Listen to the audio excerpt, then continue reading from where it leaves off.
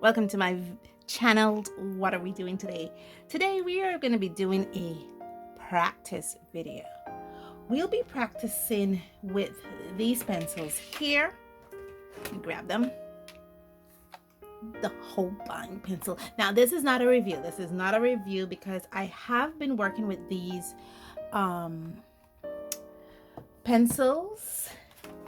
I tried it out on this paper here, which is one of my favorite types of paper to do color pencil work on. This is a sketchbook I made, and let me bring you out a bit. There we are. This is a sketchbook I made, crudely made, I should say. I was experimenting with cloth covering, and I went to my local textile store here in the country, Belize, and I found these amazing patterns with stethoscopes on it. And if you know my story, I am a nurse, so stethoscopes appeal to me. And I made a sketchbook from it. Crudely, it was experimenting, so a lot of stuff that I used to do, so a lot of stuff that I did were like mistakes, but I'm learning from those mistakes. And let me show you something in here that I already did. So this is where this picture was in this sketchbook, where I did the comparison, the review for the old version of Prismacolors, the barrel Prismacolors versus the new version of Prismacolors. Yeah, this is the book where I did that exercise in. And it's also made from drawing paper. But I also did a few work with different types of pencils in there, and this is where I did the, let me bring you in a bit closer now. There we are. Now this is where I did the experiment or work with the different types of pastel pencils that I have. I have the Pointer Pastel Colors, the Marco Square C600 Pastel Colors, and the Holbein Artist Colored Pencils Pastel Tones. This is the pointers, this is the Marco, this is the Holbein, and basically this is where I am working with the different pencils. I did an erasable test, a color to see how it spans the rainbow spectrum. I did a layers test. Here's the layers. I try to do a blend and mixing test to see if there's any transition. Does it layer? Does it blend? Does it, does it mix? Well, blend and mix in my terms almost mean the same thing, but yeah, does it layer? Does it blend? Does it mix? Also, I also did another set of comparison testing in here. This is with the Faber-Castell. Let me bring you out a bit so you can see the full picture. Yeah, this is the Faber-Castell triangular eco pencils versus the Faber-Castell Creative Studio gold fiber color pencils versus the polychromos. So these are the works that I have been doing so far with these pencils that I've featured in the haul. So I have been working with them to get a feel for them, so that when I do bring a review to you guys, all this and more is a part of it, because I also did some research in relation to these different pencils. Okay, so saying all that brought me to this other video here, to this other part here where I am looking at this book. This is another book. This is the second book that I made where I use cloth as book covering. And as you can see, this one is much better made. The paper in here is the Fabriano Hot Press 25% cotton, 140 pounds, 300 GSM paper. I love using this paper when it comes to color pencil application. Even though it is hot press watercolor paper, I love using it with color pencils application. And one of the things I enjoy using color pencils with this on is when I'm using mineral spirits, the odorless mineral spirits in color blending. And the same thing you will see me do my comparison videos, because I already have my little cupcakes pre-drawn up for the pastel comparison video, and I did my blending ball. So this is my blending ball, and again the Marco Square C600 versus the pointers versus the Holbein Artist pastel tones. And basically this is where I use the odorless mineral spirits, and again I'll go over all this again when I do the video. And this is the where I tried to see if I could pull if they're water soluble, if the pastel color pencils are water soluble. So this is the paper I do that test with. And on the other page, I did the same thing with the Faber-Castell pencils, the triangular eco pencils, the gold fiber, and the polychromos. This is with the odorless mineral spirits, and this is where I try to see if it is water soluble. And I wrote some notes so I could remember if they're not. And again, I have my little illustration here, all pre-drawn up, all pre-lined up when I'm ready to do those videos. So I have done a plethora of work when it comes to those pencils that I featured in the haul video. I really, when I said I was gonna do some testing with it, try to see how I could work with it, I really went through the work with those.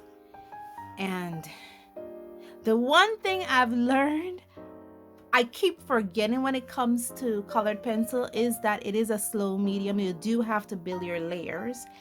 And that's, I think this is going to be today's video because it's a long process. I mean, it was not only a long process, the amount of stuff that I've discovered with these two sets of color pencils, pastel color pencils and the Faber-Castell color pencils, is that it is a long process trying to build up layers.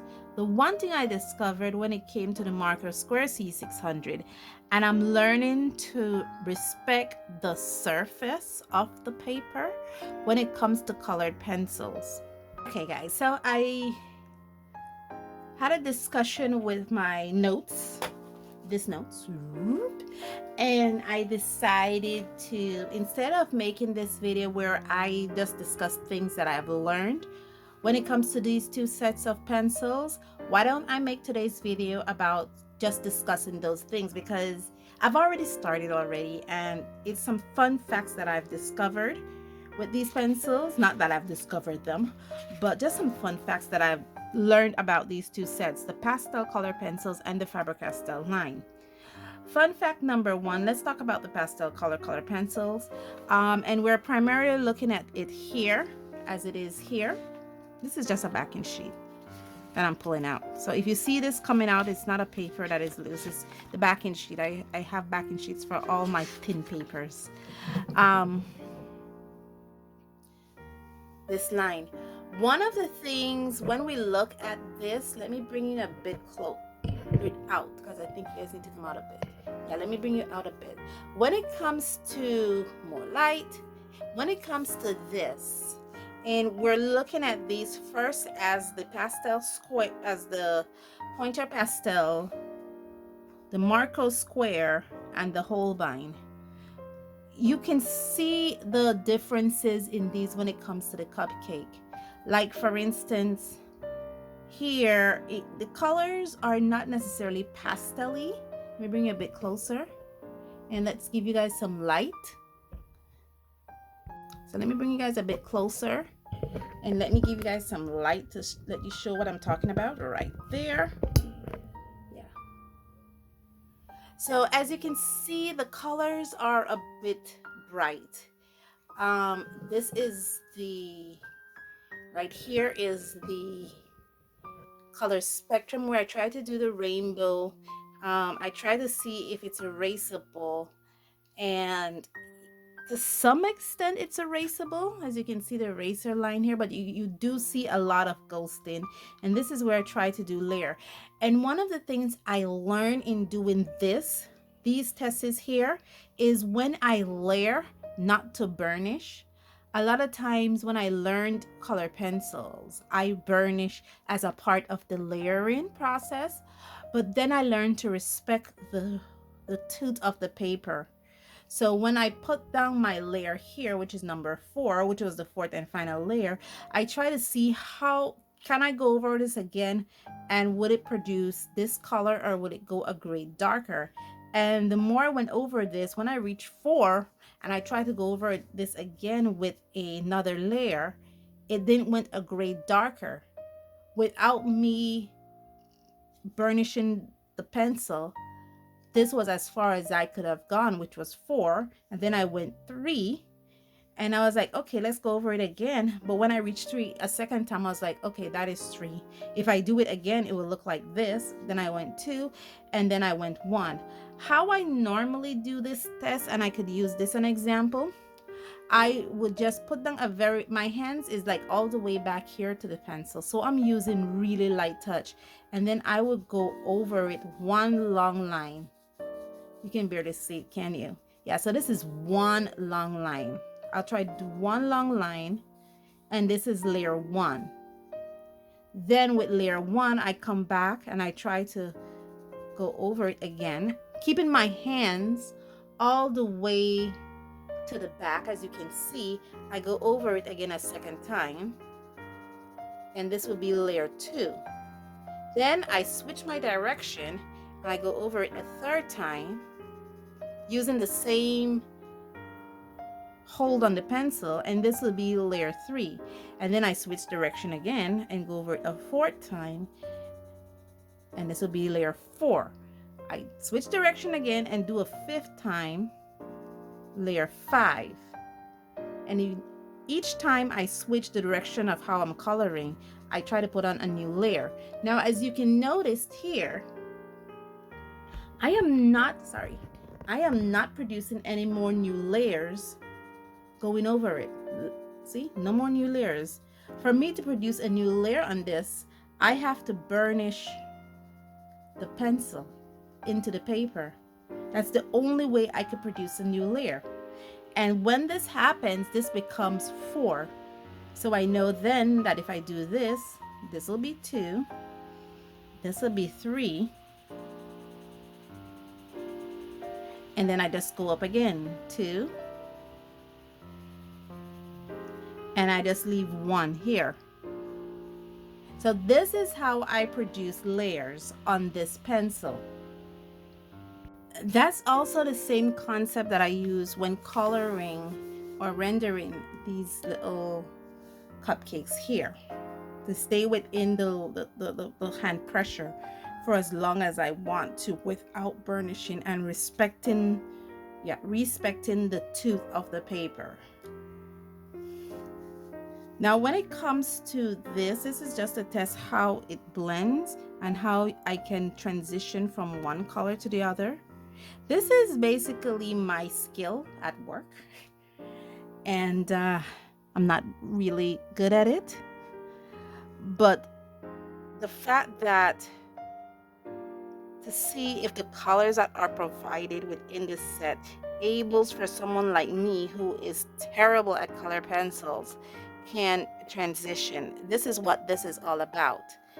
And yes, it can, but when I reach in here in these color lines, it becomes a bit sharp, and I have to really lighten my touch in order to create that transition, because if I don't, I will have these very sharp edges here.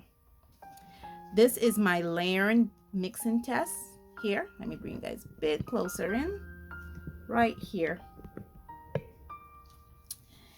And these pencils, more so the pointer pastels, layers than blends. I mean, you can actually see the pink over the blue, you know, the yellow over the blue, the red over the yellow. You can actually see that here.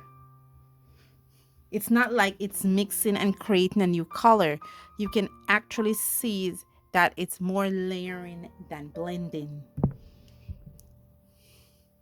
And I think that also represents itself here in the cupcake.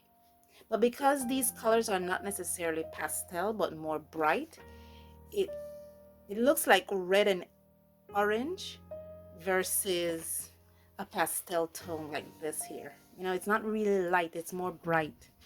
This is the Marco Square C600, and what made this transition look so beautiful was the amount of colors in this pastel line. This has 24, whereas this pastel line have 12. So I was able to use more colors here to create this transition, which is also really good. I was able to get a max of 4 layers without damaging the tooth of the paper.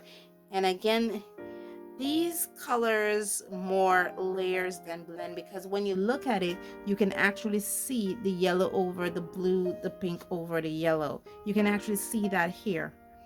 So these colors, in my opinion, more layers than blend. It doesn't mix with the underneath color. It more layers on top. One of the things that I was found amazing, that if I do not burnish like I did here, the tooth of the paper, and I just try to lay colors on top, these colors are very, very light. Not light in the sense that they are pastels, but light in the sense that they're not pigmented. And that's what I discovered here. Now for this one, now here for the Holbein Artist Pencils, what we are seeing here is without burnishing the paper. Now look at this here. Let me bring you in a bit closer. As you can see, this is burnishing of the paper, and this is, I was just going, literally I was just going blending, doing that same exercise I show you did. And when I reached the 8th layer and I tried to go 9, 10, it didn't give me a darker tone besides this. So to me, this is as dark as I could get it without burnishing the paper. But as you can see, if I do burnish the paper, how much more darker it can be here. You know, so just let you know, when it came to me doing a transition, this offered 12 colors, but it looks similar to this one on top. Bring it back out. That offered me 24, and that's because when it came to these transition, because these colors mix so readily, I was able to transition from pink to purple and using only a few colors in between, versus using, I think for this I used 20 colors to get this transition. And for this, which was a 24 color, which was a 12 color set, I was able to use 1, 2, 3, 4, 5, 6, 7, 8, 9 colors for this.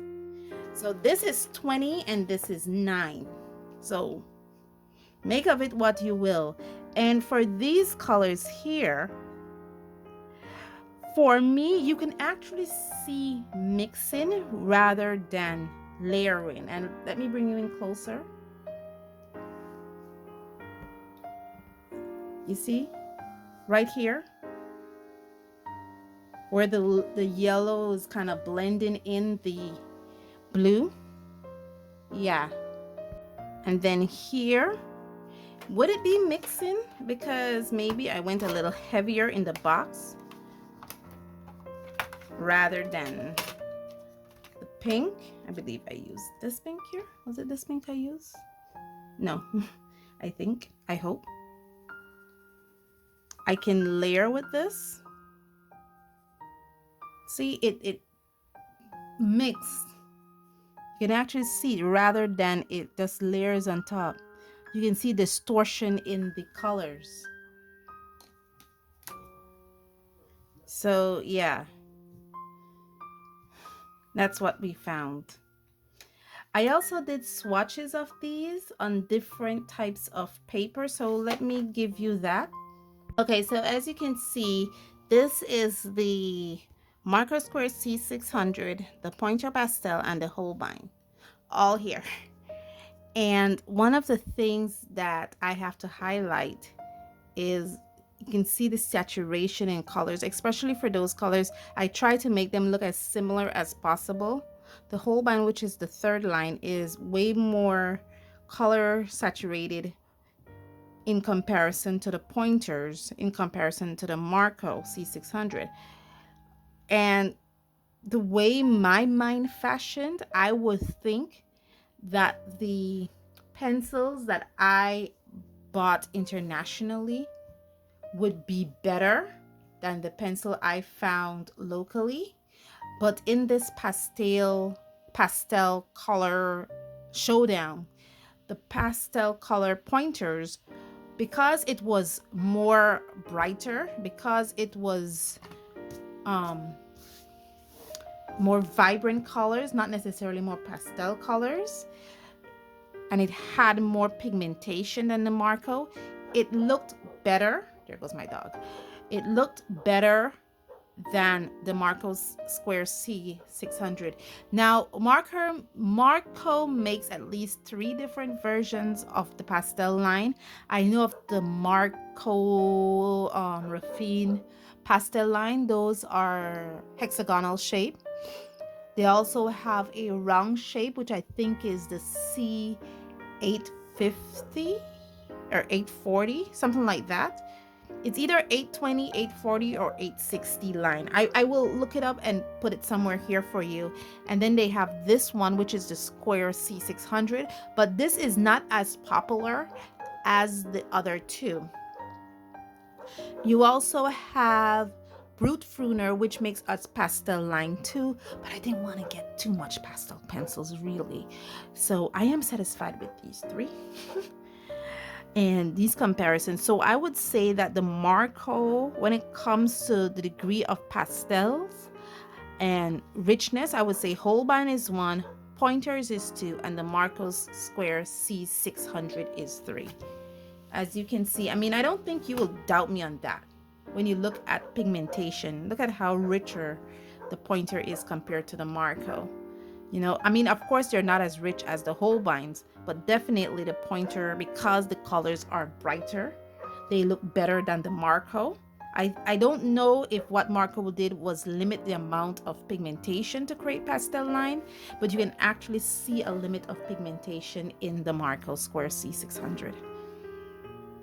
You can actually see it. So, especially here, you see it big time. Let me bring you guys in a bit closer. Yeah, you see it big time here. Look at that. Look at that compared to that. Yeah. You can see it in my blending ball here. Look at the one in the middle compared to the one on the 2 ends. This looks way more faded than these 2. So there's a difference with richness of color. And is there anything else that I forgot to mention when it comes to these pastel lines? Okay, so we're going to be looking at opacity of these pastel lines now. Okay, guys, opacity. This is the Marco Square C600. These are the pointers that is here. Look at this. Like I said, because it is brighter, it looks better because it's brighter. I mean, you can see that this covers more of the black than this one does. This is very translucent. And here, this is the Holbein. And again, you can see that the Holbein is way more opaque than the Marco. So, yeah.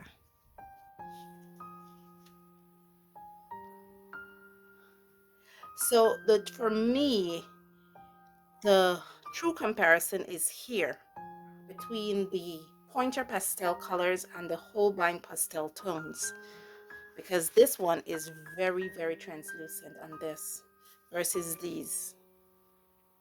And this is because when I do opacity, when I do black paper swatches, I normally burnished the pencil into the paper.